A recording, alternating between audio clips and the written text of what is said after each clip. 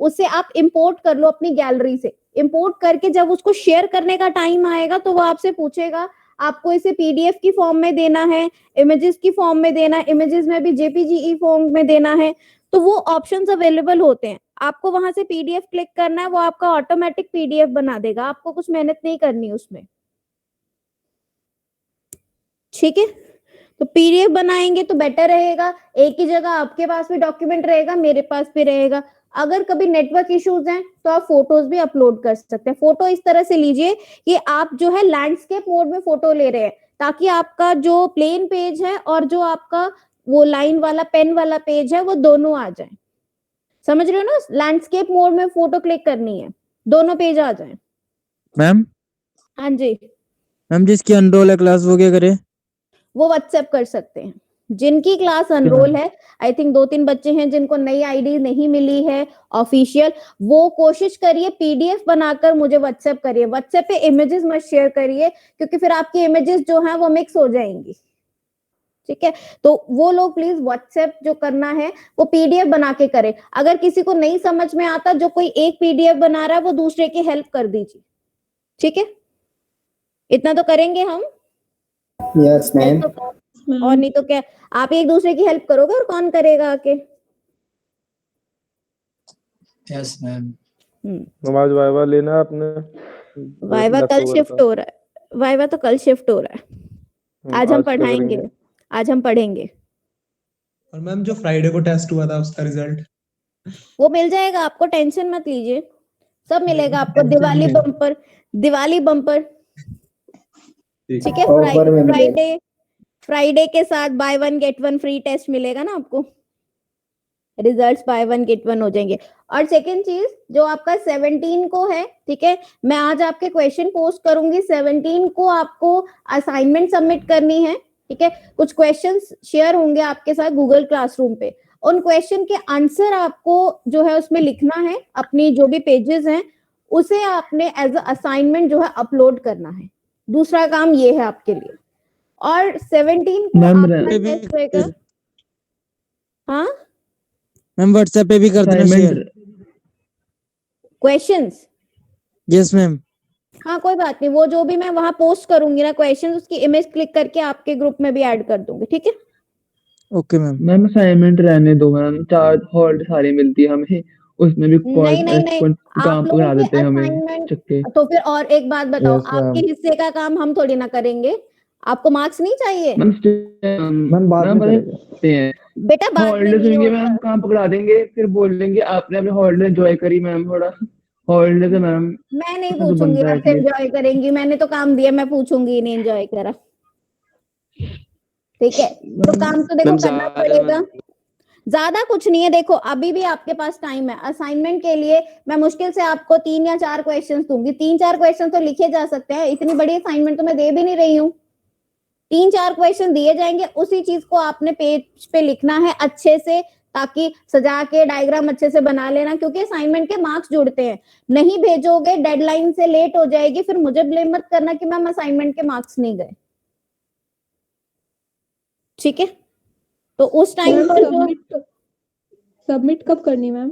17। Okay ma'am. ठीक है, और 17 को आपका टेस्ट भी रहेगा। जो आपका फर्स्ट टॉपिक किस है चीज का? मॉड्यूल 1 का, जो फर्स्ट टॉपिक है, जो आपने अनाटमिकल टर्म्स पढ़ी थी जिसमें होमोस्टेसिस पढ़ा था, एक सेकंड पार्ट पढ़ा था जिसमें हमने सेल से रिलेटेड सारी चीजें पढ़ी थी, वो दोनों टॉपिक आपके 17 को टेस्ट में रहेंगे। तो बेटा टेस्ट तो होंगे, सिलेबस आपका अच्छे से चल रहा है, अब रिवीजन की बारी है, तो टेस्ट तो रेगुलर बेसिस पे रहेंगे। Yes ma'am. ठीक है, और मैं नहीं चाहती कि कोई भी बच्चा इस चीज से सफर करे कि हम लोगों के पास टाइम कम है, या हम पढ़ नहीं पाए, या हमारी रिवीजन नहीं हो पाई। आप बार बार पढ़ोगे, एक बार अच्छे से नहीं पढ़ोगे, 2 बार पढ़ोगे, तीसरी बार में अपने आप याद होना शुरू हो जाएगा। बट एफर्ट्स करने की जरूरत है, वरना एचएपी सारी भूल जाओगे आप। Okay ma'am. असाइनमेंट शीट से बनानी है और सिंपल नोटबुक?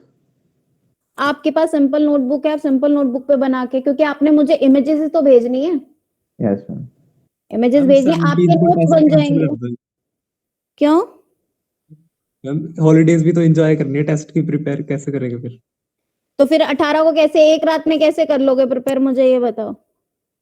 थोड़ा तो टेस्ट टाइम तो होगा ना। थोड़ा कैसे टाइम होगा, 4 मैम दिन की आपकी छुट्टी है। आप कह रहे हो 17 को मत लो, आप 18 को ले लो, टेस्ट का क्वांटिटी उतनी रहेगी। मैम ओरल एक टेस्ट चीज कर लो ना, enjoy हो जाएगा ना। सिर्फ टेस्ट रख लो बस, सिर्फ टेस्ट रख लो, असाइनमेंट भी मैम, टेस्ट भी मैम, दोनों आपके चीजें दूसरे कैसे? बैच ने तो कुछ नहीं कहा, उन्होंने तो सारी बात वो कर ली है।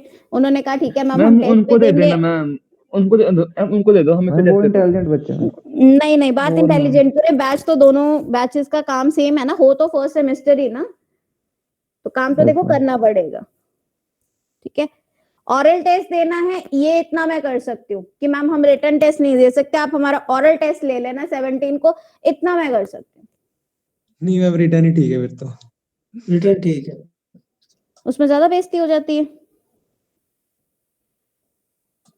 टेस्ट का क्या करना है इमरान, टेस्ट का क्या करना है मतलब?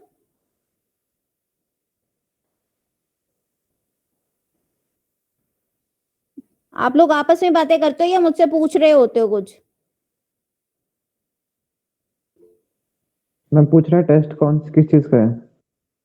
टेस्ट किस चीज का है? टेस्ट आपके मॉड्यूल 1 का जो टॉपिक है फर्स्ट और सेकंड, जिसमें आपने एनाटॉमिकल टर्म्स पढ़ी हैं, और सेकंड में आपने सेल, इंट्रासेलुलर जंक्शंस, वो जो सारा पढ़ा है, सेल कम्युनिकेशन, वो सारा टेस्ट है आपका। Okay ma'am. मैम असाइनमेंट में आप कौन से क्वेश्चन दोगे टॉपिक? ब्लड से रिलेटेड होंगे। ठीक है, उसमें वही जो अभी आप टेस्ट में दे चुके हो, होम्योस्टेसिस, सॉरी वो हेमेटोपोइसिस क्या होता है, हीमोस्टेसिस क्या होता है, ठीक है, उसी के ऊपर नोट आएंगे। जैसे 3 या 4 क्वेश्चन, इससे ज्यादा नहीं है। असाइनमेंट तो तुम देखकर भी लिख सकते हो, वो कौन सा टेस्ट है कि नहीं? इतनी मेहनत करोगे कि पहले याद करोगे फिर लिखोगे? मैम लिखना तो पड़ेगा ही ना, याद तो, करके लिखे तो बेटा Yes, ma'am. नंबर भी तो आपको ही मिलेंगे, मुझे थोड़ी ना मिलेंगे नंबर। मैम ऐसा करो ना, दिवाली वगैरह के बाद असाइनमेंट दे दें, हमेशा तो असाइनमेंट ही मिलता है, अभी भी मिल रहा है, बाद में भी मिलेगा। यस मैम, नहीं मैम नहीं वो ठीक है नहीं बेटा, नहीं नहीं नहीं, ऐसा नहीं होगा। ये मैंने आपको बता दिया, मैम। ये आपका स्केड्यूल मैम रहेगा। जो आप असाइनमेंट दे रहे हो ना मैम, वो बाद में दे देना मैम, करनी तो बेटा असाइनमेंट ही है बाद हमें, में चाहे नहीं अब करें आता बाद है, में करें। बाद में कभी नहीं आता, ठीक है, बाद नहीं आता, तब तक तो आपकी सेकंड असाइनमेंट का टाइम हो जाएगा। आपके सेशनल से पहले हमें एक असाइनमेंट लेनी होती है, और आपके सेशनल जो है वो दिसंबर में है, आपको पता चल गया होगा एकेडमिक कैलेंडर देख के। 7 दिसंबर से आपके सेशनल स्टार्ट है। अभी से अगर आप नहीं कुछ लिखोगे, नहीं पढ़ोगे, कैसे होगा? ऐसे ही निकल जाएगा आपका पूरा वीक, आपको पता भी नहीं चलेगा। फिर बाद में ओवरलोडेड होंगे, जब सब लोग असाइनमेंट देंगे, जब सब लोग आपको टेस्ट देंगे, फिर लिखा भी नहीं जाएगा आपसे, फिर आप बोलोगे कि आप अपनी असाइनमेंट मत लो। बेटर है अभी लिख लो। दे दो यस मैम, 4 ही क्वेश्चन कर दे दूं लेंगे मैं? मैम। कौन सा पूरा ब्लड का टॉपिक कह रही हूँ कि पूरे ब्लड के ऊपर बनाओ? 4 क्वेश्चंस होंगे बस। Okay ma'am. चलिए आज वाला टॉपिक स्टार्ट करते हैं। तो जो टेस्ट होगा हम किस फॉर्मेट में लोगे आप, एमसीक्यूज में या theoretical? Theoretical subjective based. Okay ma'am. Ma'am वो जो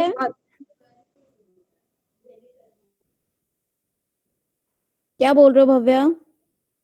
मैम वो जो पाथवे वाला जो टॉपिक था मैम, वो उसमें कंफ्यूज हो गया, वो एक बारी कभी रिपीट कर देना। बेटा रिपीट का कैसे पॉसिबल होगा?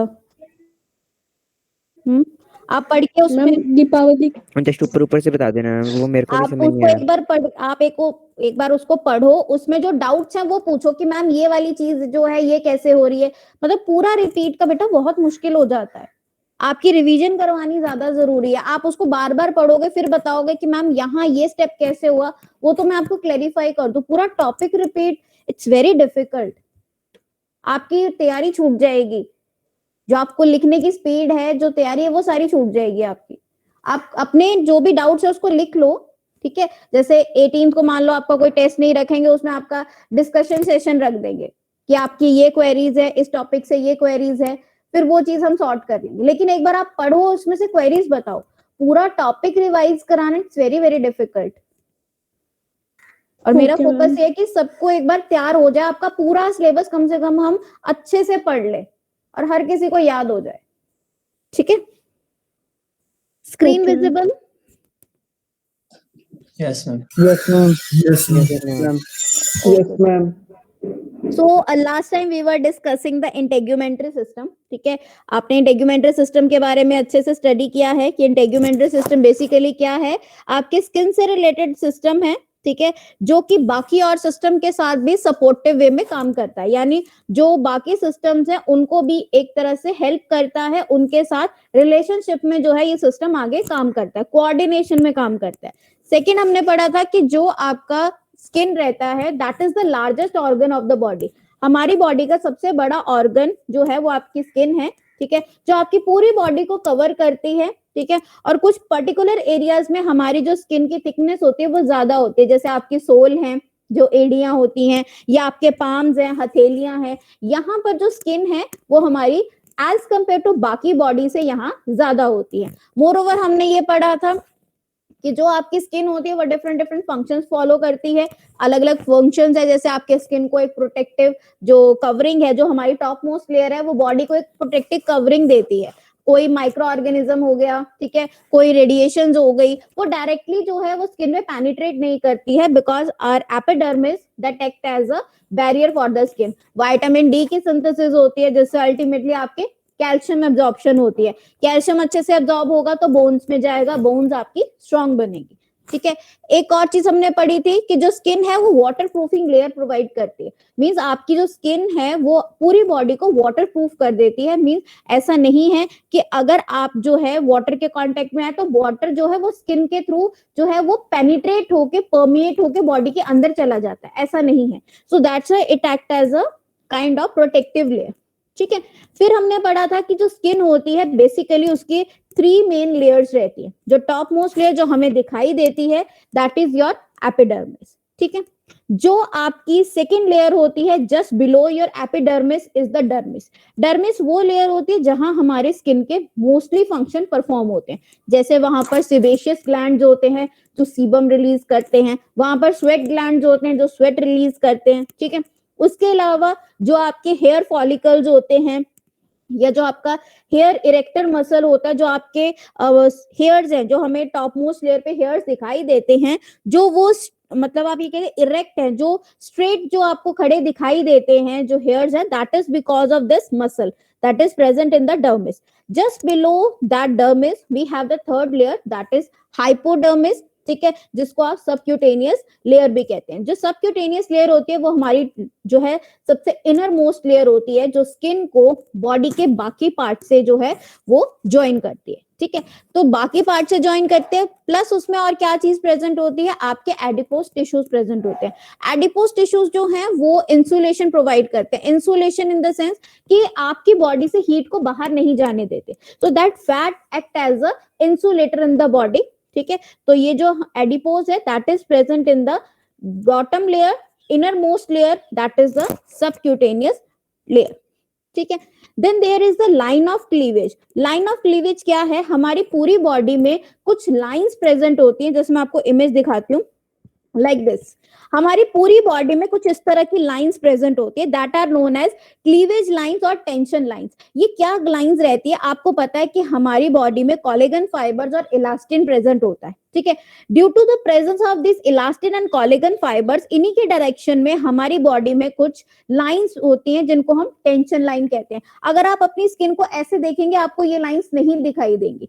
एज सच अगर आप इन्हें मान लीजिए स्किन को जो है डाइसेक्ट करके या उसके पार्ट को कुछ स्टडी करते हैं, then you will able to see कि हमारी पूरी बॉडी में from top to bottom this striations और these lines are present that are known as a cleavage और द टेंशंस लाइन। वो उसी डायरेक्शन में होती है जहां पर आपके कोलेजन फाइबर्स होती हैं, ठीक है। तो ये जो आपकी लाइंस होती हैं इनका जो है इंपॉर्टेंस जनरली कहाँ रहता है, जब कभी मान लीजिए किसी की सर्जरी होती है, सर्जरी के टाइम पर अगर कोई इंसिजन दिया जाता है, यानी मान लीजिए कोई कट लगाया जाता है ऑपरेट करने के लिए, अगर आप प्रॉपरली कट लगाते हैं, मींस अगर आप डायरेक्शन जैसे आपको इमेज दिखाई दे रही है, इफ द कट और the incision is parallel to the line, देखिए यहाँ जो आपको इमेज दिखाई दे रही है this is the one that is your cleavage line and this is the incision.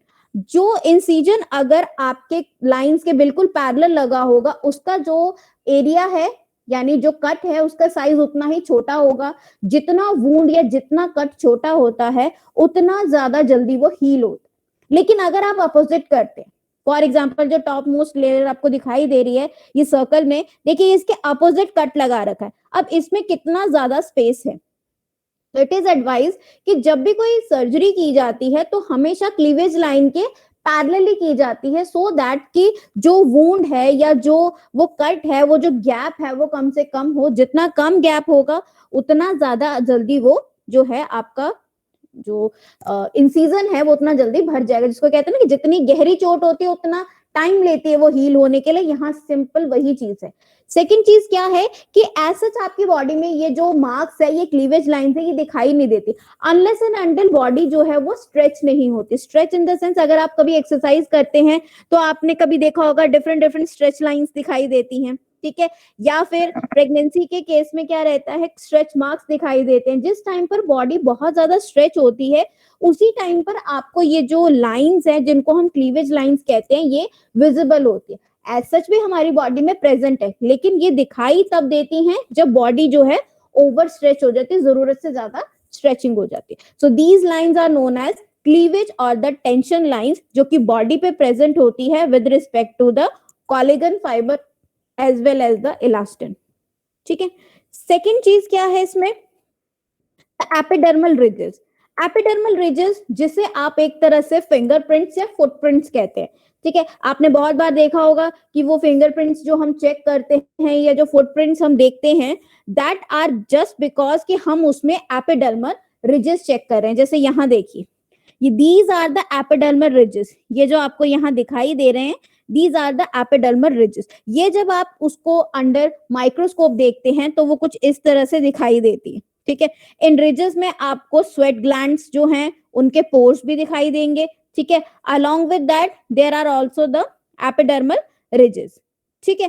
तो एपिडर्मल रिजेस जो है बेसिकली अ काइंड ऑफ जिससे आपके फिंगरप्रिंट्स बनते हैं। These are the basis of the fingerprints as well as the footprint, जिसकी वजह से आप सोल है, आपके जो फीट्स है या जो आपके हैंड है उनमें ग्रिप बनता है। ग्रिप बनने का रीजन क्या है, ये फ्रिक्शन को बहुत ज्यादा इंक्रीज कर देता है। जितना ज्यादा फ्रिक्शन बढ़ेगा उतना ज्यादा ग्रिप बनता है, ठीक है। तो आपने देखा होगा आपके जो हैंड्स और फीट्स है उनमें ज्यादा ग्रिप होता है एज कंपेयर, अगर आप बाकी बॉडी पार्ट से ग्रिप की उम्मीद करते हैं तो आपके जो हैंड्स में उसमें ज्यादा ग्रिप होता है। तो that is with the help of this epidermal ridges, ठीक है। इस एपिडर्मल रिजेस की हेल्प से हमारे फिंगरप्रिंट्स होते हैं, फुटप्रिंट्स होते हैं, और उनका फंक्शन क्या रहता है, हमारे जो ग्रिप है उसको फर्म बनाना, ठीक है, बाय इंक्रीजिंग द फ्रिक्शन।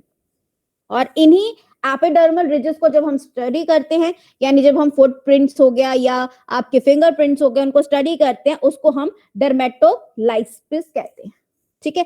तो ये एक टर्म रहती है जब आप जो है एपिडर्मल रिजेस को अच्छे से स्टडी करते हैं, क्या फुटप्रिंट्स है, क्या आपके फिंगरप्रिंट्स हैं, उसी चीज की स्टडी को हम इस तरह से कंसीडर करते हैं। ये आपको यहाँ पर पूरे जो है थिकनेस दिखा रखी है कि किस तरह से हम जब स्टडी करते हैं तो एक्चुअली जो आपके फिंगरप्रिंट्स है वो हमें कैसे दिखाई देते हैं। Then we have the third and the bottom layer, the innermost layer, that is the hypodermis, also known as subcutaneous, ठीक है।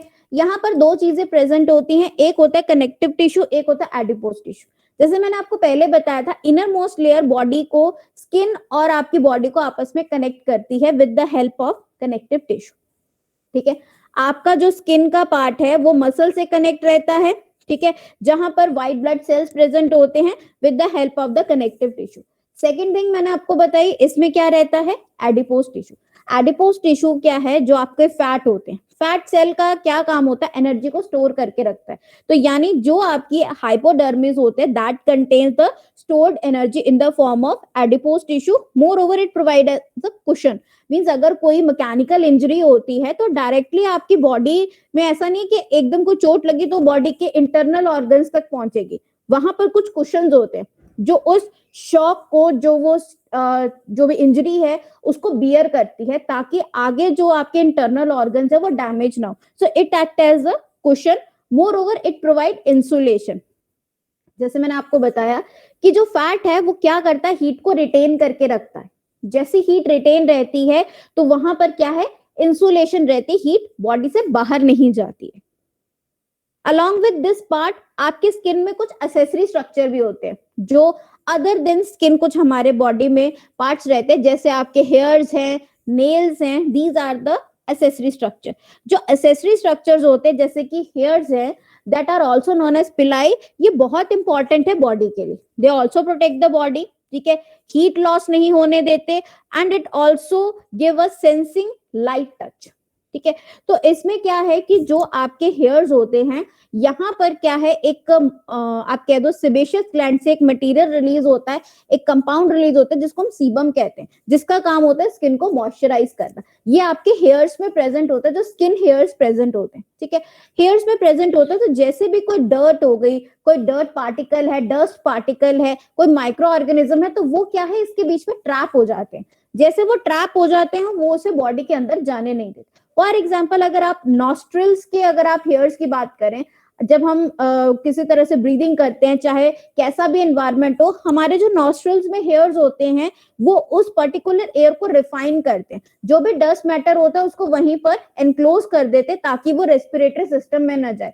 सेम आपकी बॉडी पे जितने भी हेयर्स होते हैं वो एज अ प्रोटेक्टिव की तरह काम करते हैं।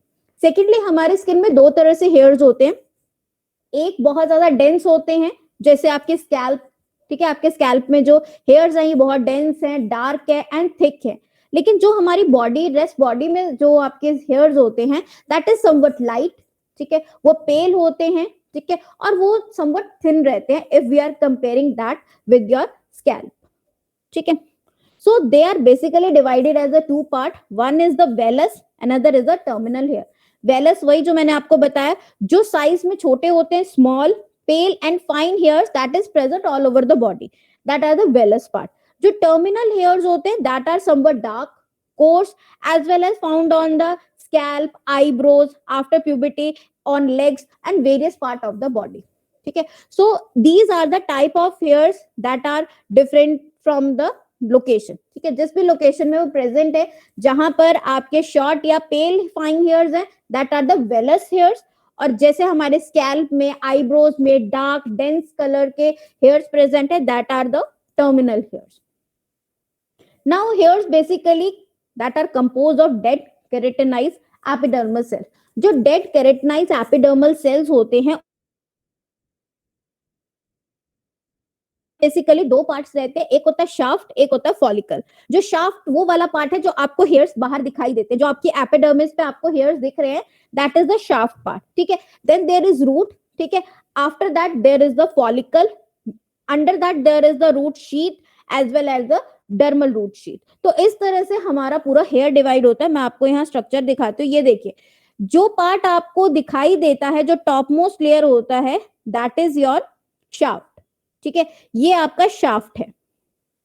आफ्टर दैट, जैसे अगर आप उसको लेयर्स में डिवाइड करते जाते हैं, तो डर्मिस में आपको हेयर रूट दिखाई देती है, ठीक है, there is hair follicle present and there is the papilla of the hairs also present, ठीक है। ये पैपिला ऑफ द हेयर्स में बेसिकली क्या होता है, जो नए हमारे हेयर्स जो हैं वो डेवलप करते हैं, पुराने जैसे मान लीजिए एज्ड हो गए हैं या डैमेज हो गए हैं, उनको रिप्लेस करने के लिए नए हेयर्स जो है, that is generated from the papilla of the hair, वहां से नए जनरेट करते हैं, ठीक है। So all these part are present in the dermis layer, ठीक है, and the shaft that is observed to us are on the epidermis layer, ये एपिडर्मिस लेयर पे प्रेजेंट होते हैं, ठीक है। एक आगे आपको सर्कुलर डायग्राम होगी, प्लीज उसको एग्जाम में जरूर बनाइएगा, ये डायग्राम, ठीक है।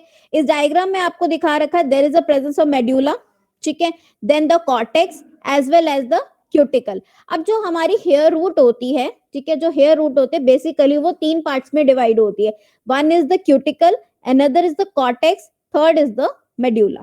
After that there is the layer known as internal and external root sheet, ठीक है, that is the part of hair follicle, ठीक है। हमारी दो चीजें होती है, एक हेयर रूट होती है, एक हेयर फॉलिकल होता है। जो हेयर रूट है वो आगे तीन पार्ट्स में डिवाइड है, one is your cuticle, cortex and medulla, and hair follicle as internal and external root sheet. और सबसे आखिरी में जो लेयर होती है that is known as dermal root sheet. ऐसा जरूरी नहीं कि आपको ये वाला डायग्राम बनाना, नहीं बनता, कोई दिक्कत नहीं है, ये डायग्राम जो है आपको जरूर बनाना है, ठीक है। When you are explaining the accessory structure of the skin, that is your hair as well as the nails, तो ये डायग्राम बनानी जरूरी है, ठीक है। ये कोई डिफिकल्ट नहीं है, हमेशा हम लोग कुछ ना कुछ सर्कुलर सा पहनते हैं, कोई ब्रेसलेट हो गया, ठीक है, कुछ भी ऐसा जिससे आप इजिली ये जो सर्कल्स हैं वो बना सके, ठीक है। तो ऐसी चीजें जो है, हाँ मैम ये तो हेयर का जब बताएंगे उसमें ना, जब आप एसेसरी स्ट्रक्चर बताओगे, जब आप अपनी स्किन का एसेसरी स्ट्रक्चर बताओगे तो स्किन में हेयर्स भी आते हैं, स्किन के ऊपर हेयर्स होते हैं, वहां बनाएंगे आप ये डायग्राम, ठीक है। अब ये आपके ऊपर है, 10 नंबर में मान लीजिए मैं आपको कंप्लीट स्किन को डिफाइन करने को बोलती हूँ, तब आपने सारा कुछ लिखना है। अगर मैंने आपको पूछा कि आपको जो है एसेसरी स्ट्रक्चर बनाने हैं, तब भी आपको डायग्राम सोच के बनाना है कि मैम ने एसेसरी स्ट्रक्चर पूछा है तो मुझे जरूरी डायग्राम कौन कौन सी बनानी है। तो जैसा क्वेश्चन पूछा जाएगा उसके हिसाब से आंसर लिखना है, मतलब वो पार्ट तो लिखना ही लिखना है। अगर आपको लगता है कि मैं दूसरा पार्ट लिखकर क्वेश्चन को और अच्छा बना सकता हूं तो और अच्छे से आप एक्सप्लेन करिए। देखिए वे ऑफ प्रेजेंटेशन आप लोगों पे डिपेंड करता है, मैं तो सिर्फ आपको तरीका बता सकती हूँ। जितना अच्छे से आप एक्सप्रेस करोगे अपने आंसर को उतने अच्छे आपको नंबर मिलेंगे, सिंपल सी बात है। और हर किसी का वे ऑफ प्रेजेंटेशन डिफरेंट होता है, तो जितना अच्छे से वे ऑफ प्रेजेंटेशन अच्छा रखोगे मार्क्स अपने आप आएंगे, ठीक है।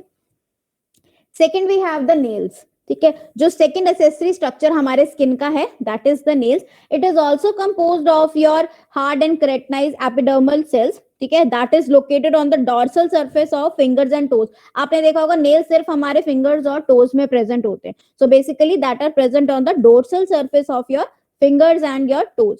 और नेल्स बेसिकली 3 पार्ट से बना होता है, एक होता है फ्री एज, ठीक है, फिर होती है nail body, then the lanula at the base and there is a nail root that is somewhat inside your skin। अब आप ये देखिए डायग्राम, ये फर्स्ट डायग्राम देखिए, जो फ्री एज है वो एग्जैक्टली वो नेल्स है जिसको हम नेल समझते हैं, जिन्हें हम कट करते हैं, ठीक है। This is your free edge. After that जो ये आपको पिंकिश सा दिखाई देता है, this pinkish layer is basically your nail body also known as plate.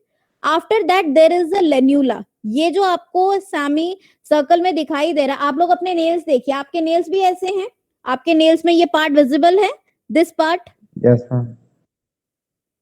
Yes ma'am. Yes ma'am. कई Yes, बार ma'am. क्या होता है हम लोगों के बहुत सारे ऐसे हैं जिनके ये पार्ट दिखाई नहीं देता है, ठीक है। Basically this is a lunula, ये ऐसा पार्ट होता है जिसमें क्या है कि आपकी जो मतलब स्टेम सेल्स होते हैं, ठीक है, जो स्टेम सेल्स होते हैं वो इस लेन्यूला पार्ट में प्रेजेंट होते हैं, जिसकी वजह से आपकी जो एजेस है ना ये ग्रो करती हैं, ठीक है। So this contains the stem cells, यहाँ स्टेम सेल्स प्रेजेंट होते हैं जो आपके आगे जो नेल्स की ग्रोथ के लिए रिस्पॉन्सिबल होते हैं। आपने देखा होगा बहुत लोग जैसे आज अगर नेल कट करते हैं तो उनका जो 3 या 4 दिन के अंदर उन्हें फिर से दिखाई देना शुरू हो जाता है कि हमारे नेल्स ग्रो कर रहे हैं, ठीक है। So that is because of this lunula, because यहाँ पर आपके स्टेम सेल्स जो हैं जितना ज्यादा ये प्रेजेंट होगा उतना ज्यादा हम ये कह सकते हैं कि आपकी जो नेल्स की ग्रोथ है वो उतनी फास्ट है, ठीक है। सेकेंडली यहाँ पर स्टेम सेल्स बने जो नए से नई जो चीज है उसको रीजनरेट करने में हेल्प करती है। अगर किसी का नेल टूट जाता है या किसी तरह से कोई वहां डैमेज हो जाता है तो उसको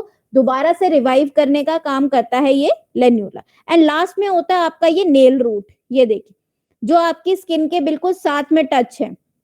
अगर आप अभी अपने नेल्स देखेंगे तो आपको यहाँ पर ये इस तरह से दिखाई देगा, ये जहां से आपका ये नेल बेड अटैच होता है that is known as nail root, ठीक है, जिससे हमारा आगे पूरा पार्ट जो है वो अटैच रहता है। और फिर जो हम मेन जिसको नेल कहते हैं, जिसको हम कट करते हैं, that is your free edge, ठीक है। So this is the part of the nail. ये आपको ड्रॉ करना है जिस टाइम पे आपने ये चीज एक्सप्लेन करनी है ताकि प्रॉपर लेबलिंग। और एक चीज ध्यान रखिए, जब भी कोई डायग्राम बनानी है बिना लेबलिंग के वो डायग्राम जीरो है, उसमें चाहे उसका नाम नहीं लिखा है नीचे तो भी मार्क्स कटेंगे आपके, उसके पार्ट्स एक्सप्लेन नहीं कर रहे तो भी मार्क्स कटेंगे आपके, ठीक है।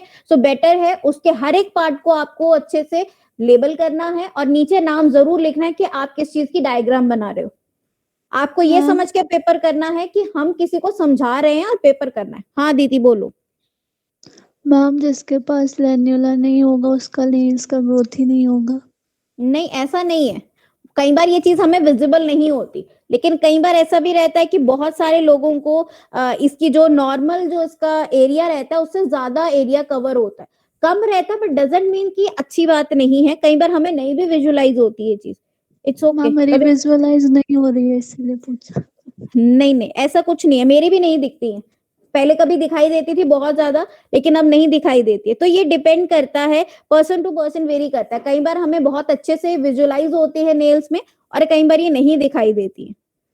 ठीक है, बट बेसिकली इसका यही फंक्शन रहता है कि ये जो है आपके स्टेम सेल्स होते हैं, इसमें आपके नेल्स ग्रोथ बराबर से होते हैं। ऐसा तो नहीं होता कि हाँ आपने आज काटे बहुत टाइम बाद ग्रो होते हैं।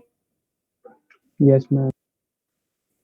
कईयों के होता है ना कि हमने नेल्स कट कर रखे हैं, बड़े लंबे टाइम तक ग्रो नहीं होते हैं, तो उसमें थोड़ा बहुत इसका रोल हो सकता है। ऐसा कुछ नहीं है कि अगर ये नहीं है तो हम बीमार हो जाएंगे, ऐसा कुछ नहीं है। ठीक है, मैम हाँ जी। हमें एक नेल का स्ट्रक्चर दिखाना, please show the diagram. Ma'am इसमें जो ये लैन्युला वाला रीजन है जो हमको डिफरेंट कलर से विजिबल होता है, नॉट श्योर कलर कौन सा है, बट लेकिन हम किसी किसी में लाइक ये कलर शो होता है, किसी में नहीं होता। तो हम इसका कुछ स्टेप का भी होता है कि किसी में कैल्शियम की कमी होती है तो ये चीज विजिबल नहीं होती है, मतलब ऐसा कुछ होता है? नहीं, कैल्शियम के उसमें क्या होगा, जो आपका ये है ना, ये वाला जो ये आपका नेल बेड है, यहाँ आपको इस तरह से मार्क्स दिखाई देंगे ऐसे, ये wrinkle sort of, not wrinkles exactly, आपको ना लाइन, छोटी छोटी लाइंस दिखेंगी जो डीपर व्हाइट स्पॉट होता है। स्पॉट्स कह सकते हैं, कुछ इस तरह से लाइंस दिखती हैं जिनमें कैल्शियम की कमी होती है। वो आप अलग से देख सकते हैं उसमें। कई बार कहते हैं ना कि हमें ये दिक्कत है, वो आपके नेल्स देखते हैं डॉक्टर, कहीं कैल्शियम की कमी तो नहीं है, तो इस तरह से लाइंस बनी होती है यहाँ पे। उसका कैल्शियम से लेना देना नहीं होता। जो हमारा लेन्यूला है वो बेसिकली क्या करता है, आपके जो नेल ग्रोथ है ना उसके लिए जो है वो रिस्पॉन्सिबल होता है, because it contains your stem cells. ये सिर्फ इसी के लिए होता है। कई बार नेल में मैम लंबी लंबी लाइनें रहती है, तो उससे क्या होता है मैम? कैसे, मतलब इस तरह की लाइंस रहती हैं? यस मैम, बहुत पतली पतली पूरे नाखून पे लाइन रहती है। जनरली ऐसी लाइंस जो है वो ओल्ड एज पर्सन्स में ज्यादा देखी जाती है। वही बात बता रहे हो आप मुझे? ओल्ड एज पर्सन्स में देखी जाती है, या नॉर्मली आपने किसी और के भी देखी है? मैम एक्चुअली मैं अभी देख रहा हूँ तो मेरे हाथ में भी ऐसे है, इसलिए मैं पूछ रहा हूँ। इस तरह की लाइंस हैं आपके हाथ में? Yes ma'am. ये तो बेटा देख के बताना पड़ेगा। कुछ सुपरफिशियली चीजें जो स्किन की चीजें होती हैं वो बिना देखे या बिना ऑब्जर्व करे नहीं बताई जा सकती। बहुत से रीजन होते हैं। अगर कोई बहुत ज्यादा बीमार रहते हैं उनके केस में भी ऐसी दिक्कत रहती है। ठीक है, जो ओल्ड एज पर्सन होते हैं उनके भी ऐसी रहती है। तो उनमें क्या रहता है कि आपका जो वो रहते हैं, डिजीज रहती है, वो ज्यादा होने के चांस है। दूसरा क्या होता है कि यहाँ पर ना रीग्रोथ नहीं हो पाती। जैसे जैसे एज बढ़नी स्टार्ट हो जाती है, हेयर्स की और जो नेल्स की ग्रोथ है वो रुक जाती है। तो उस केस में भी जो है वो नेल्स ब्रिटल हो जाते हैं। नेल्स ब्रिटल मतलब ऐसे कमजोर हो जाते हैं कि थोड़ा सा भी आप उसको पकड़ के जो है कैरी करने की कोशिश करेंगे तो वो हाथ से वहीं टूट जाएंगे। इतने ज्यादा जो है वो कमजोर हो जाते हैं। तो ये चीज रहती है।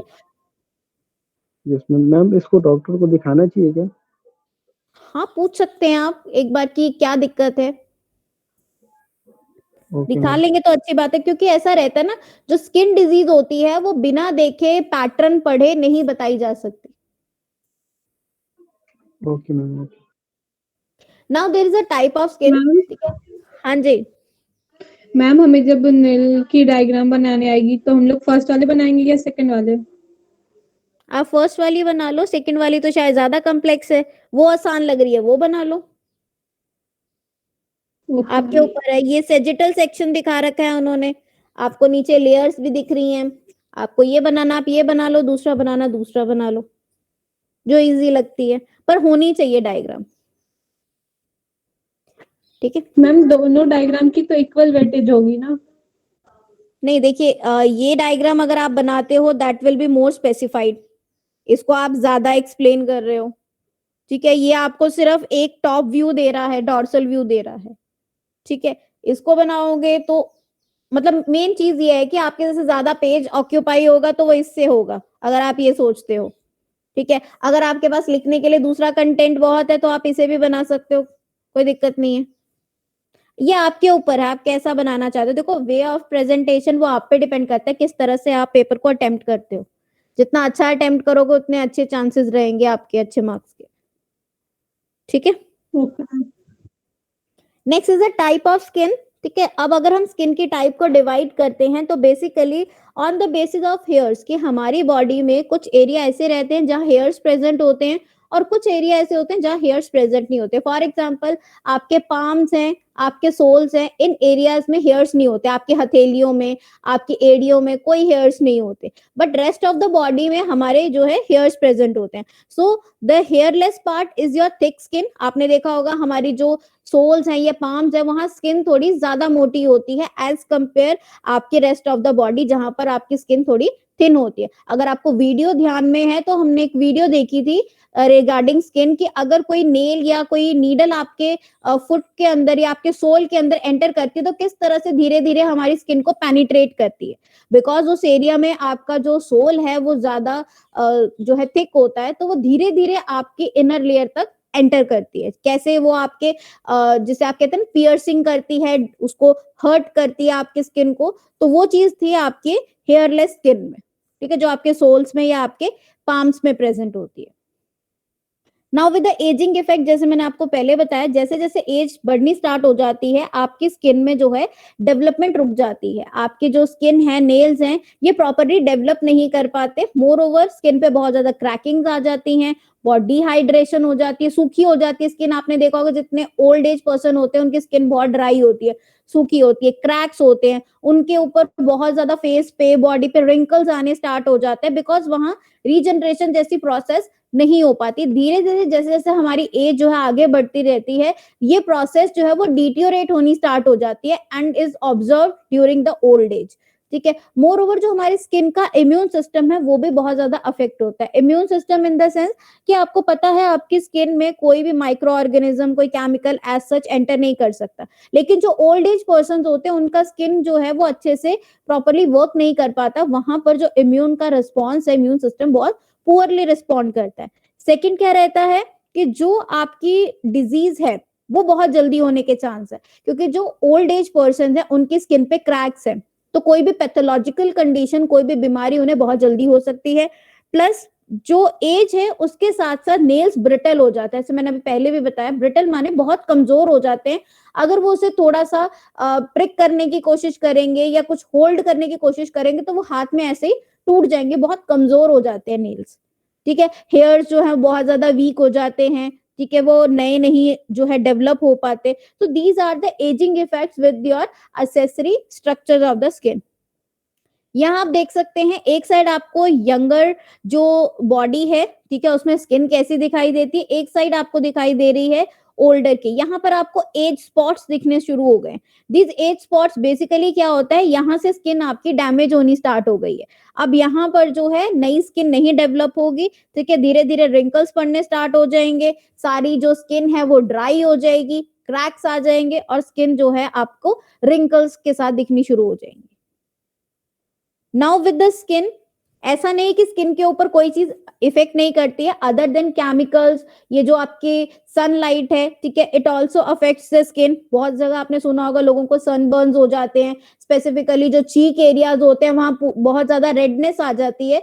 तो ये नहीं है कि कोई केमिकल या कोई इन्फेक्शन या कोई इंजरी ही स्किन को अफेक्ट करती है, आपके जो सनलाइट है, हीट कोल्ड है, टेम्परेचर में चेंजेस है, वो भी आपकी स्किन को अफेक्ट करती है। कोई ड्रग्स आप ले रहे हैं, ड्रग्स इज नॉट एग्जैक्टली कि जो वो ड्रग्स खाते हैं, ड्रग्स हमारी टर्म्स में हम इसे मेडिसिन कहते हैं, ठीक है, या कोई जेनेटिक फैक्टर है, जेनेटिकली ही स्किन इतनी ज्यादा सेंसिटिव है कि किसी चीज के कांटेक्ट में आएगी तो वो डैमेज हो जाएगी, ठीक है, या फिर आपका कोई भी ऐसा इंटरनल डिजीज, बॉडी के अंदर कोई बीमारी है जिसकी वजह से स्किन जो है वो खराब हो रही है, ठीक है।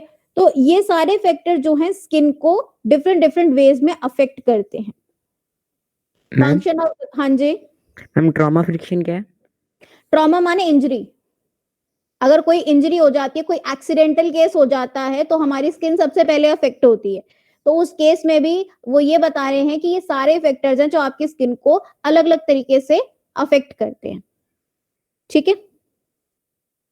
Then is the function of the skin. Functions of the skin में हम ऑलरेडी पढ़ चुके हैं। आपकी स्किन जो है बॉडी टेम्परेचर को रेगुलेट करती है, ठीक है। आपकी जो क्यूटेनियस सेंसेशन है, टच की सेंसेशन है या हीट या कोल्ड की सेंसेशन है, ठीक है, ब्लड रिजर्वायर की तरह काम करता है, स्किन को प्रोटेक्ट करता है बिकॉज यहाँ पर आपके इम्यून सिस्टम एक्टिव रहता है, विटामिन डी की सिंथेसिस होती है, जिसके बाद आगे बॉडी में कैल्शियम अच्छे से एब्जॉर्ब हो पाता है। More over excretion and absorption, ठीक है, तो एब्जॉर्प्शन हो पाती है प्रॉपरली, और जो भी स्वेट के थ्रू जो है यूरिया वगैरह बॉडी से एक्सक्रीट आउट हो जाता है।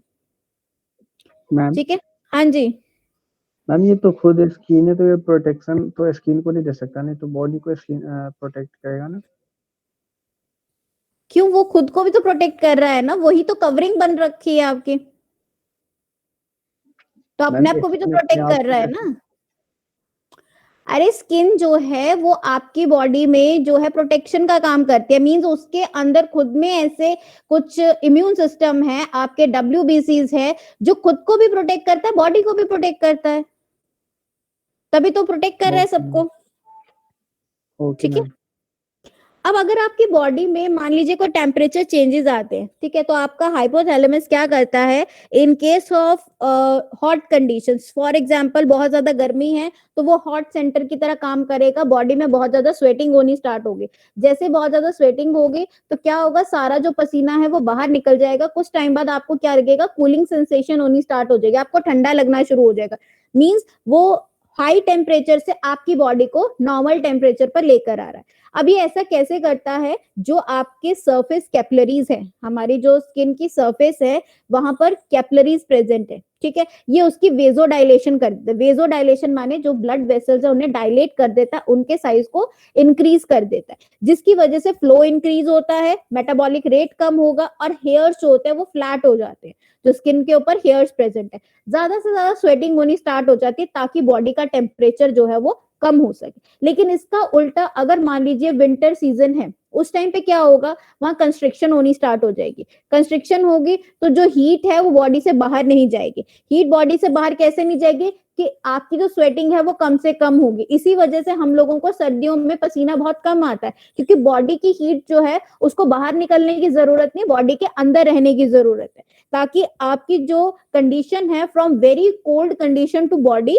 नॉर्मल कंडीशन में आए। आपने देखा होगा ठंड में बहुत ज्यादा शिवरिंग होती है, शिवरिंग के साथ साथ क्या होता है, हम कहते हैं ना रोंगटे खड़े हो गए हैं, तो आपने देखा होगा जो हेयर्स वगैरह होते हैं वो with respect to some kind of stress, cold, जो हेयर्स हैं वो जो है इरेक्ट मोशन में सीधे जो है वो एकदम खड़े हो जाते हैं, हम कहते हैं रोंगटे खड़े हो जाते हैं। लेकिन अगर गर्मी होती है उस टाइम पे ऐसा नहीं होगा, ठीक है, उस टाइम जो हेयर्स हैं बिल्कुल फ्लैट हो जाते हैं। दिस इज द प्रोसेस कि हमारी स्किन एक्सट्रीम कंडीशंस में कैसे रिएक्ट करती है, बहुत ज्यादा गर्मी हो या बहुत ज्यादा सर्दी हो तो हमारी स्किन कैसे रिएक्ट करती है, ठीक है। Then is the physiology of the skin. जैसे हमने आपको पहले भी बताया कि स्किन के अलग अलग फंक्शंस होते हैं, लेकिन वो फंक्शन भी स्किन के डिफरेंट डिफरेंट जो साइट है या पार्ट्स है वो परफॉर्म करता है। यानी जो प्रोटेक्टिव लेयर है, मैकेनिकल इंजरी से प्रोटेक्ट करता है, या जो भी आपके अल्ट्रा वायलेट लाइट से प्रोटेक्ट करता है, ये सारे पार्ट आपका एपिडर्मिस करता है, ठीक है। लेकिन अगर हम बात करते हैं कि ब्लड लॉस नहीं होने देता, विटामिन डी की सिंथेसिस होती है, ठीक है, या फिर आपके जो सॉल्ट, वाटर, यूरिया बॉडी से जो है एलिमिनेट होते हैं, या फिर आपके जो टेम्परेचर रेगुलेशन वाली चीजें हैं, ये चीजें जो हैं आपकी एपिडर्मिस और डर्मिस करती हैं। लेकिन अगर हम बात करते हैं कि विटामिन की सिंथेसिस होना, ठीक है, ऑक्सीजन कार्बन डाइऑक्साइड की एब्जॉर्प्शन होना, ठीक है, या कोई सेंसरी रिसेप्शन होना, ठीक है, यानी जैसे आपको कोई एक्सट्रीम सिचुएशन आती है, टेम्परेचर कम या ज्यादा होता है, आपकी स्किन वैसे बिहेव करती है, आपको ठंड लगनी शुरू हो जाती है या आपको गर्मी लगनी शुरू हो जाती है। आपकी स्किन जो है that is a kind of sensory reception for touch, pain, pressure, stretch as well as temperature. तो ये सारी चीजें आपको एपिडर्मिस, डर्मिस और हाइपोडर्मिस की जो साइट है that is responsible for this function. तो हमारी जो 3 लेयर हैं उनके फंक्शंस भी डिवाइड है, ठीक है। अगर आप ओवरऑल फंक्शन की बात करते हैं तो यू कैन बी आस्क कि जो हाइपोडर्मिस होता है उसका क्या फंक्शन होता है, ठीक है, या फिर जो डर्मिस होता है उसका क्या फंक्शन होता है। So we can give that question as a 2 marks. तो आपको यहाँ से उसमें पता होना चाहिए कि जो आपकी डर्मिस और हाइपोडर्मिस है वो क्या काम करती है, ठीक है, टेम्परेचर रेगुलेशन का काम करती हैं, वेजो डायलेशन करती हैं, वेजो कंस्ट्रिक्शन करती हैं, स्वेटिंग होती है, शिवरिंग होती है, that is the function of dermis and hypodermis. Now that we have already discussed कि जो आपका integumentary system होता है that is in correlation with other kind of system. If we are talking about the endocrine system, तो जो आपका endocrine system होता है वहां पर आपके थायराइड प्रेजेंट होते हैं, ठीक है। वो थायराइड ग्लैंड क्या करता है, आपके जो हेयर्स और नेल्स होते हैं उसके जो ग्रोथ और टेक्सचर है उसको मेंटेन करके रखता है। मोर ओवर बहुत सारे हार्मोन्स ऐसे होते हैं जो सेबेशियस ग्लैंड यानी जो सीबम होता है, जो एक तरह का स्टिकी मटेरियल होता है, उसके रिलीज को जो है स्टिमुलेट करते हैं। स्टिमुलेट मतलब इनिशिएट करते हैं, फास्ट करते हैं, ठीक है। Other hormones can also result in the hair growth, ठीक है, फैट डिस्ट्रीब्यूशन। मोर ओवर जो आपके एडिनल ग्लैंड्स होते हैं वो आपके डर्मल ब्लड सप्लाई को अफेक्ट करते हैं। आपको पता है हमारे स्किन के अंदर भी जो है ब्लड रिजर्वायर होता है, जिसकी वजह से आपकी जो स्किन है वो प्रॉपरली काम कर पाती है, ठीक है। तो यहाँ जो आपका डर्मल ब्लड सप्लाई है that is also affected with the different kinds of hormones. तो जो हमारा एंडोक्राइन सिस्टम है और जो आपका इंटेग्यूमेंटल सिस्टम है that are also linked with each other. मान लीजिए अगर आपके थायराइड ग्लैंड में कोई दिक्कत होगी तो वो दिक्कत आपके स्किन या नेल्स में भी देखने को मिलेगी, because these are interlinked with each other. Secondly, if we are saying they are linked with the urinary system, so आपको पता है किडनीज का काम होता है वेस्ट मटेरियल को बाहर निकालना। लाइकवाइज स्किन का काम भी होता है in the form of sweat, वो यूरिया, वाटर, सॉल्ट्स वो रिलीज करती है। So they are in touch with each other, ठीक है, वो एक दूसरे के साथ कोऑर्डिनेट करके काम करते हैं। डाइजेस्टिव के केस में अगर आप देखें, डाइजेस्टिव है, मस्कुलर है, ये सारी चीजों में आपका विटामिन डी का रोल रहता है, ठीक है। विटामिन डी होगा तो बॉडी में जो है ज्यादा से ज्यादा कैल्शियम एब्जॉर्ब होगा, ठीक है। ज्यादा कैल्शियम एब्जॉर्ब होगा तो ऑब्वियसली आपकी बोन्स स्ट्रांग बनेगी। बहुत सारे न्यूट्रिएंट्स हैं, ठीक है, वो न्यूट्रिएंट्स भी हमारे स्किन में जो है ऐसा स्टोर रहते हैं। More over apart from vitamin D ये फॉस्फोरस की एब्जॉर्प्शन भी करता है। तो फॉस्फोरस जो है एक तरह का न्यूट्रिएंट है, एक तरह का ट्रेस एलिमेंट है। ट्रेस एलिमेंट वो एलिमेंट्स होते हैं जो बहुत कम अमाउंट में बॉडी में प्रेजेंट है, लेकिन उनकी इंपॉर्टेंस उतनी ही होती है। अगर उनकी डेफिशिएंसी हो जाए we can suffer from a lot of disease, ठीक है। Next we have cardiovascular system. Cardiovascular system में बेसिकली क्या रहता है, जो मास सेल्स होते हैं, ठीक है, हमने मास सेल्स पढ़े थे, कहाँ पढ़े हैं मास सेल्स?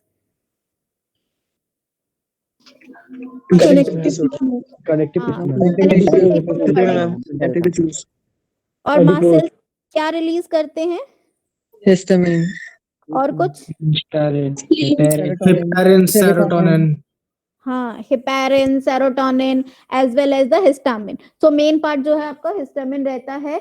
तो उसमें बेसिकली क्या रहता है कि जो आपका हिस्टामिन होता है उसमें क्या है, जो भी इन्फ्लामेशन होती है बॉडी में, तो उस इन्फ्लामेशन के बेसिस पे जो है ये अपना हिस्टामिन जो है वो रिलीज करता है ताकि बॉडी इन्फ्लामेटरी जो इफेक्ट है वो शो करे। लेकिन अगर आप स्किन में ये बात करते हैं कि ये आपकी रिलीज कर रहा है तो वहां पर क्या है, ब्लड फ्लो बहुत ज्यादा इंक्रीज हो जाता है, ब्लड फ्लो बढ़ जाता है, जिसकी वजह से आपका जो सिस्टम है वो ज्यादा से ज्यादा जो वेस्ट है उसे बाहर निकाल पाता है, ठीक है। अलॉन्ग विद दैट अगर किसी न्यूट्रिएंट की बॉडी में जरूरत है तो ये उसकी अवेलेबिलिटी भी करवाता है कि इस न्यूट्रिएंट की बॉडी में जरूरत है। प्लस ये आपकी जो स्किन टेम्परेचर है, it provides heat for the skin temperature, मतलब आपकी अगर स्किन जो है उसको कोई टेम्परेचर चेंजेस हो रहे हैं या उसको टेम्परेचर की जरूरत है एज पर द सिचुएशन, तो वो उसको हीट भी प्रोवाइड करता है। सो जो कार्डियोवास्कुलर सिस्टम है और जो आपका इंटेग्यूमेंटल सिस्टम है they also work as a coordinatory part, ठीक है, कोऑर्डिनेशन में काम करते हैं, जिसमें बेसिकली दोनों सिस्टम मिलकर क्या है बॉडी के लिए एक साथ काम करते हैं। अगर हम स्केलेटल सिस्टम की बात करते हैं, सेम एज दैट कि हमने पहले भी पढ़ा, जो आपका विटामिन डी होता है, जो फास्फोरस होता है, ये दोनों की एब्जॉर्प्शन कराता है, दोनों ही हमारी बॉडी के लिए जरूरी हैं। अगर आप स्केलेटल की बात करते हैं तो स्केलेटल क्या है, अल्टीमेटली हमारे बोन से रिलेटेड है। तो जितनी ज्यादा बोन स्ट्रांग होंगी उतना आपका स्केलेटल सिस्टम स्ट्रांग होगा, उतना अच्छा बॉडी का फ्रेमवर्क रहेगा। Next is the immune system. अब बॉडी का इम्यून सिस्टम से भी लिंक है, बिकॉज बॉडी जो है प्रोटेक्टिव बैरियर की तरह काम करती है, वो किसी भी पैथोजन माइक्रो ऑर्गेनिज्म को बॉडी में आने नहीं देती। तो एक तरह का बैरियर है, एक तरह का इम्यून सिस्टम शो करता है। So along with the immune system, ठीक है, they also help the body to act as a barrier for the pathogen, ठीक है। पैथोजन्स के लिए जो डिजीज कॉजिंग माइक्रो ऑर्गेनिज्म है उनके लिए एक तरह के बैरियर की तरह काम करते हैं, बिकॉज यहाँ पर आपके लैंगरहैंस सेल्स और मैक्रोफेजेस प्रेजेंट होते हैं जो इन्फेक्शन नहीं होने देते। ऐसा हमारी बॉडी में हर रोज कोई इन्फेक्शन नहीं होता, हर रोज हम बीमार नहीं होते, बिकॉज बॉडी हर टाइम जो है वो अपने आप को मेंटेन करके चलती है। प्लस सेकंड चीज इसमें क्या रहती है, रेस्पिरेटरी में क्या रहता है कि आपका जो रेस्पिरेशन है प्रोसेस जिसमें ऑक्सीजन और कार्बन डाइऑक्साइड का एक्सचेंज होता है, बट सेम एक्सचेंज हमारी स्किन में भी होता है। वो एक्सचेंज की वजह से क्या होता है कि आपके जो कार्बन डाइऑक्साइड है बॉडी में से बाहर जाती है और ऑक्सीजन बॉडी के अंदर रहती है, ठीक है। This exchange is also done from the integumental system. और कभी आप ध्यान दीजिएगा, जिन लोगों को कोई रेस्पिरेटरी डिजीज होती है, जिनमें जो लंग्स हैं प्रॉपरली काम नहीं कर पाते, ठीक है, तो उनके केस में जो उनके नेल्स और स्किन होते हैं उनके कलर चेंज हो जाते हैं, बिकॉज आपकी स्किन भी अच्छे से काम नहीं कर पा रही है, ठीक है। अगर आपका रेस्पिरेटरी सिस्टम अच्छे से काम नहीं कर रहा, that also affect your skin and your nails, ठीक है। Muscular system we have already discuss, यहाँ पे भी विटामिन डी की बात है, ठीक है, जो आपकी स्किन को शेप और सपोर्ट प्रोवाइड करते हैं। Next is your neurological part. Neurological part में क्या है कि जो आपकी सेंसेशन है बॉडी में, जो भी सेंसेशन है, that is because of neurological system. अगर आप किसी टेम्परेचर को रिस्पॉन्ड करते हैं, किसी टच को रिस्पॉन्ड करते हैं, किसी पेन को रिस्पॉन्ड करते हैं, that is just because of the neurological part. So they are behaving in coordination with each other, whatever the sensation we have, whatever the neurological contact is with the integumentary system. अब बहुत सारी skin disease ऐसी होती हैं जो depend करती हैं season के ऊपर। कुछ केसेस में ऐसा होता है चिकन पॉक्स की बहुत ज्यादा जो है केसेस आने स्टार्ट हो जाते हैं, एक्ने फ्लेयर अप हो जाते हैं। एक्नेज आपने देखा होगा, कई बार एक्ने होता है उसके आसपास भी जो है कुछ एरिया रेडिश हो जाता है, that is known as acne flare up, ठीक है। इस तरह से आपकी जो बाकी हैं उसमें भी ऐसा ही रहता है, ठीक है। एक आपकी डिजीज जैसे ये प्रोटाइटिस है, प्रोटाइटिस माने जो बहुत ज्यादा खुजली हो जाती है, इसको आप कहते हैं ना बहुत ज्यादा इचिंग हो गई स्किन पे, that is known as pruritus. Urticaria में कुछ ऐसे स्पॉट्स हो जाते हैं बॉडी के ऊपर, व्हाइट कलर के या रेड कलर के कुछ ऐसे स्पॉट्स बन जाएंगे, दीज आर द स्पॉट्स, ठीक है। ये impetigo, this is again a kind of infectious disease.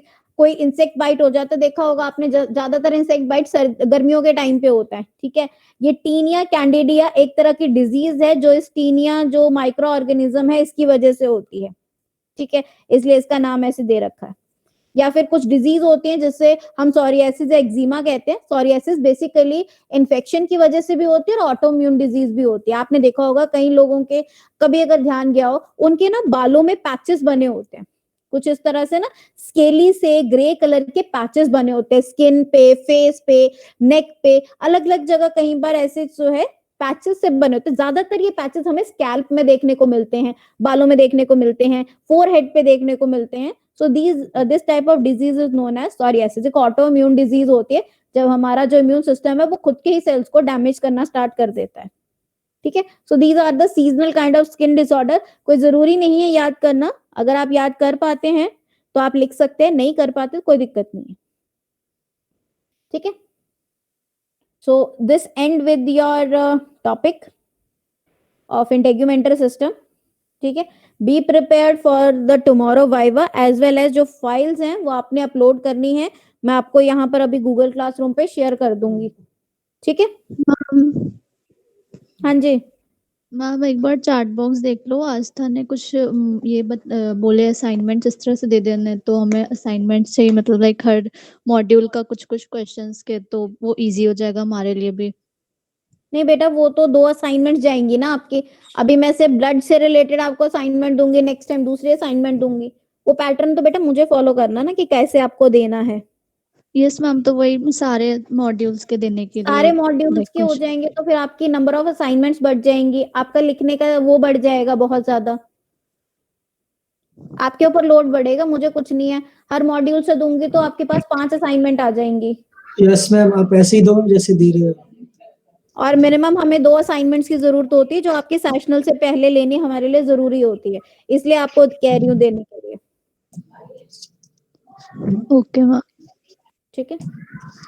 आपकी अटेंडेंस देख लेते हैं। मैम ये असाइनमेंट देना कैसे, एक बार बता दीजिएगा क्योंकि मैं लेट ज्वाइन किया हूँ। असाइनमेंट कुछ नहीं है, जैसे आप बाकी अपने टेस्ट वगैरह पोस्ट करते हो, असाइनमेंट का एक पोस्ट बना के डाल दूंगी मैं, उस पोस्ट में आपने अपलोड कर देनी है असाइनमेंट, बस पीडीएफ बना के, इमेजेस बना के, जैसे भी हो पाए। अगर आप गूगल क्लासरूम पे नहीं हैं तो आप व्हाट्सएप कर सकते हैं, आपके लिए ये ऑप्शन अवेलेबल है। जो लोग नहीं है, अनरोल हो चुके हैं या जिनके पास आईडीज नहीं है, वो लोग कर सकते हैं। ठीक है ओके मैम। और मैम पिछले वाले टेस्ट का नंबर नहीं है अभी तक। बेटा, मिल जाएंगे आपको, सारे नंबर एक साथ मिल जाएंगे, डोंट वरी, सब मिल Yes, जाएगा ma'am. आपको, एज अ दिवाली बम्पर सब कुछ मिलेगा। मेरा अटेंडेंस हो गई है। वही ले रही हूँ मैं।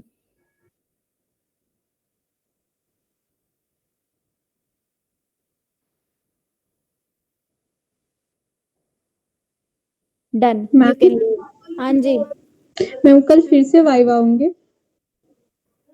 हाँ जी, जिनका रह गया उनका वाइवा होगा दोबारा से, और कुछ लोग जो कह रहे थे हमें खुद से देना है वाइवा, वो उनका मैं दोबारा ले लूंगी, कुछ लोगों ने मुझे खुद से कहा है। ठीक है, ओके यस मैम। जो हम लोग के हेयर होते हैं मैम, जैसे किसी के बहुत ज्यादा मतलब लाइट वॉल्यूम में प्रेजेंट होते हैं, किसी के बहुत ज्यादा वॉल्यूम में प्रेजेंट होते हैं मैम, और कर्ली या फिर किसी के स्ट्रेट होते हैं मैम, तो क्या वो उससे कुछ स्कल से रिलेटेड होते हैं? नहीं, स्कल या स्कैल्प से रिलेटेड नहीं होता, कुछ हार्मोनल चेंजेस की वजह से भी होता है। अगर किसी में मान लीजिए हार्मोनल डिसबैलेंस है, प्रोजेस्टेरोन ज्यादा या कम है, ईस्ट्रोजन बहुत ज्यादा है, तो उनका जो हेयर फॉल है वो बहुत ज्यादा होगा।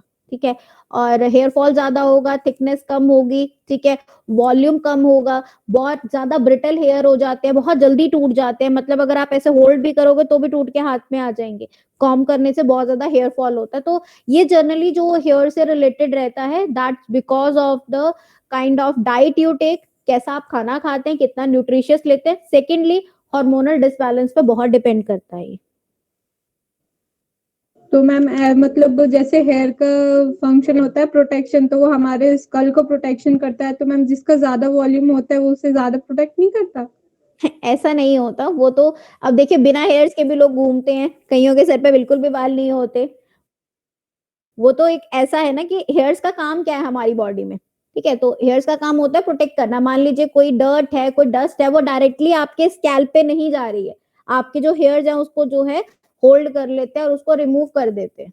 ठीक है, आपने देखा होगा ना, जो बाल है वो कई बार हमारे इतने गंदे हो जाते हैं कि जब आप वॉश करते हैं तो उसमें ऐसा लगता है कि इसमें सारी मिट्टी भरी हुई है, तो वो उसको ट्रैप कर लेते हैं, डर्ट है, डस्ट है, पैथोजन है, उसको ट्रैप करके उसको रिमूव कर देते हैं, तो वो ऐसे वो प्रोटेक्ट करते हैं।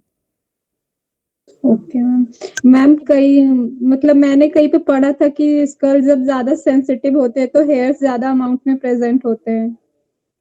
स्कल ज्यादा सेंसिटिव होता है मतलब मैम जैसे इंजरी के केस में या फिर मतलब किसी भी केस में मैम, जब स्कल में ज्यादा वो होने लगते हैं तो? क्या चीज?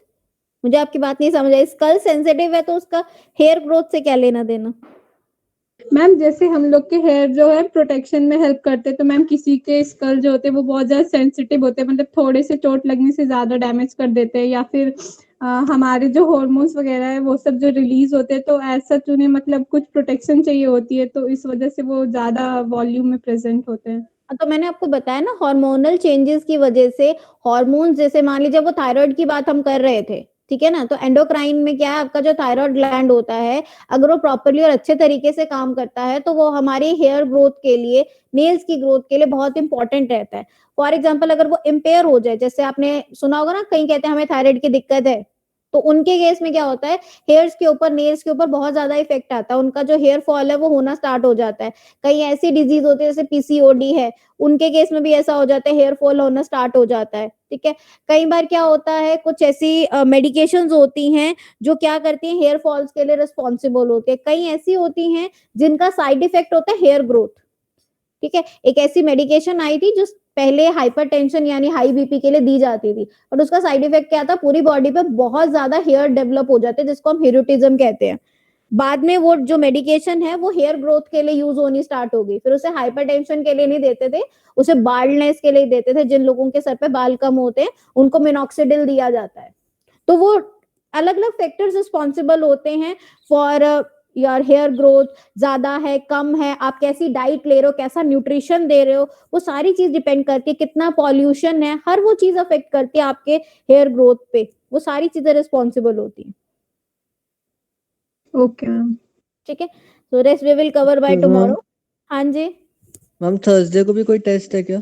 हाँ जी, थर्सडे को भी टेस्ट है, लिम्फेटिक Lymph- सिस्टम और बॉडी फ्लूइड्स का। ओके मैम, ठीक है, थैंक यू। ओके।